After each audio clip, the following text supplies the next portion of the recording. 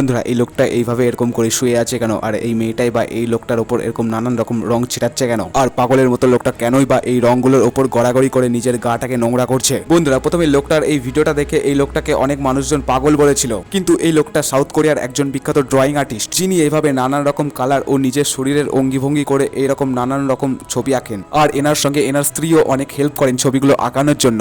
এই আর্টিস্টের আঁকানো ছবিগুলো বড় বড় বিজনেসম্যান ব্যক্তিরা কয়েক হাজার ডলারেও কিনতে রাজি থাকেন। বন্ধুরা আর এই এত বড় আর্টিস্টটা মাত্র পেয়েছে 6টা লাইক।